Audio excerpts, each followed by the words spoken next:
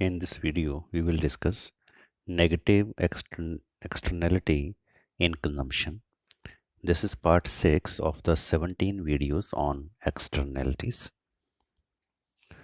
Part 1 is related with introduction of externalities. Part 2 defines public goods. Part 3 shows externalities in production and consumption. Part 4 explains negative externality in production. Part 5 explains positive externality in production. Part 6 will discuss negative externality in consumption. Part 7 shows positive externality in consumption. Part 8 summarizes the externalities. Part 9 explains Coase theorem.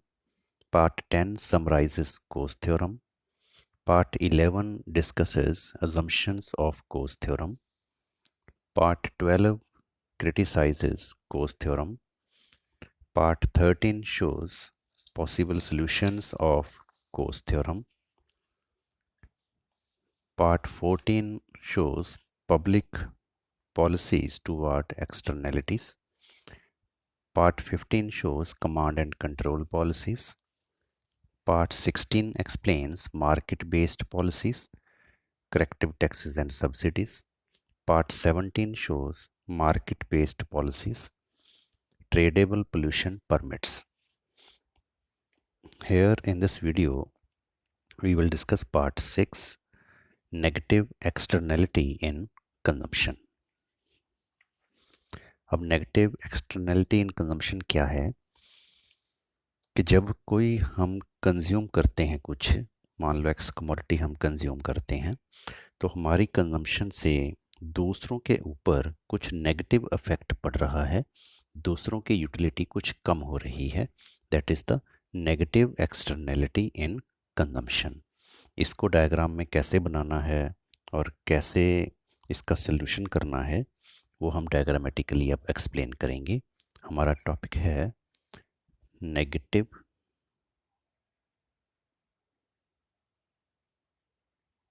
Externality in consumption.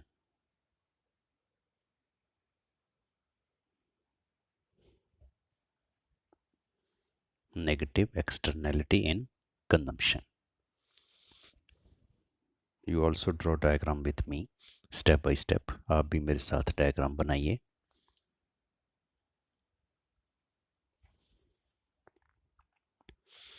These are the axes.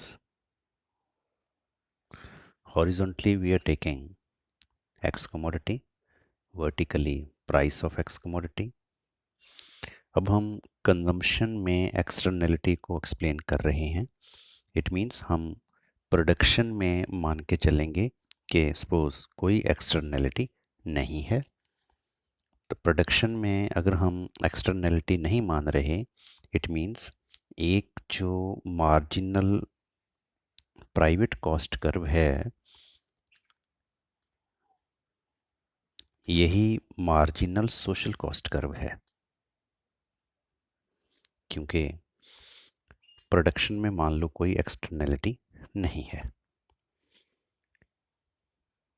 Consumption में अगर suppose externality ना हो तो जो demand curve है वो मान लो है this one. This is suppose D. ये है मार्जिनल प्राइवेट बेनिफिट को शो करती है. तो अगर मान लो कंजम्पशन में एक्सटर्नलिटी ना हो तो जो इक्विलिब्रियम बनेगा वो बनेगा यहाँ पर. Suppose this is point E2. Consumption होगी कमोडिटी की X2 और कंज्यूमर प्राइस पे करेंगे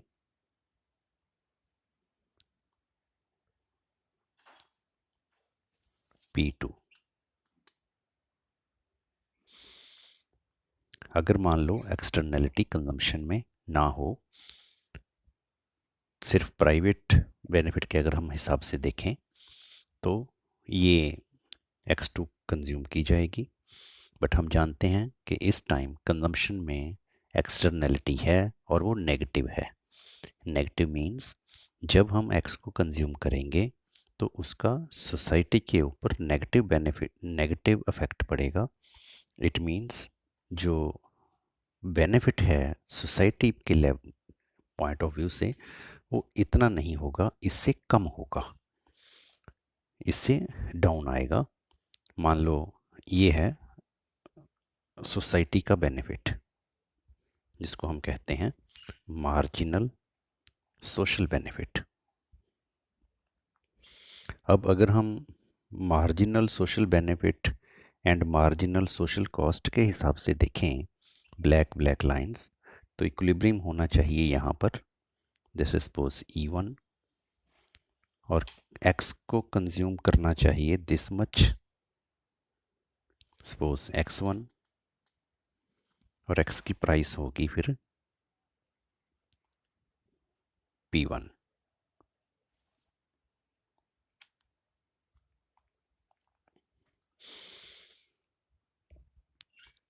अब सोशली ऑप्टिमल क्या है? सोशली ऑप्टिमल ये है कि X की कंजम्पशन X2 नहीं होनी चाहिए, X1 होनी चाहिए। इतनी कंजम्पशन कम होनी चाहिए। X की कंजम्पशन कम क्यों होनी चाहिए? क्योंकि X की कंजम्पशन से नेगेटिव एक्सटर्नलिटी पैदा हो रही है।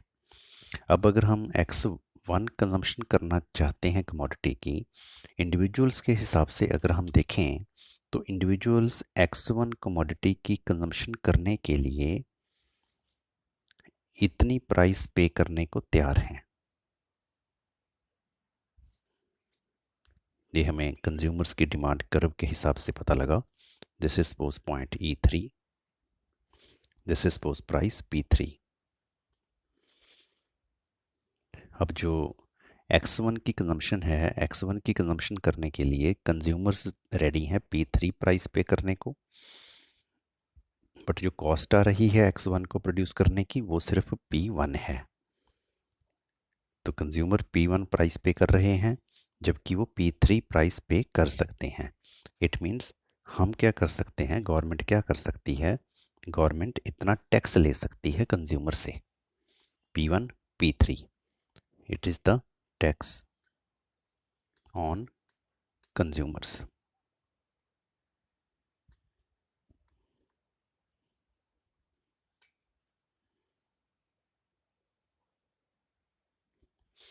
अब कंज्यूमर से ये टैक्स क्यों लिया जा रहा है?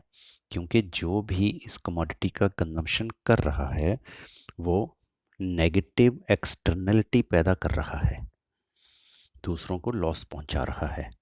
इट मीन्स उससे टैक्स लेना चाहिए। तो ये टैक्स का पैसा गवर्नमेंट क्या करेगी? इस टैक्स के पैसे को गवर्नमेंट उन लोगों को बेनिफिट दे सकती है जो लोग, जिन लोगों का नुकसान हुआ है नेगेटिव एक्सटर्नलिटी की वजह से, तो उनको गवर्नमेंट कुछ ना कुछ कंपनसेट कर सकती है। और इसका सोसाइटी को अगर हम देखें, क्या बेनिफिट होगा सोसाइटी को? सोसाइटी को इसका क्या बेनिफिट होगा? जो मार्जिनल सोशल कॉस्ट है X2 पैदा करने में, X2 कंज्यूम करने में सोशल कॉस्ट है इतनी,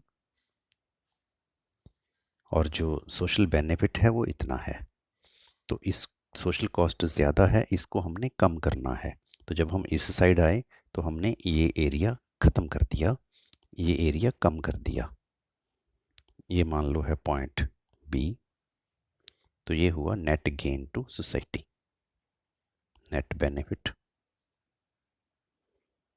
to society.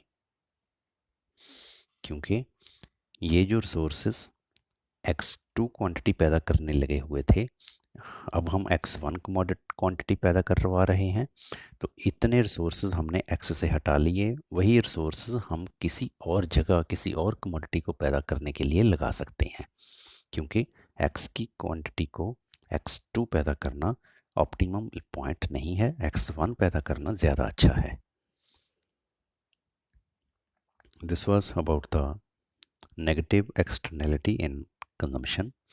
For complete explanation of externalities, must watch all the 17 videos on this topic. Thank you. Thanks for watching this video.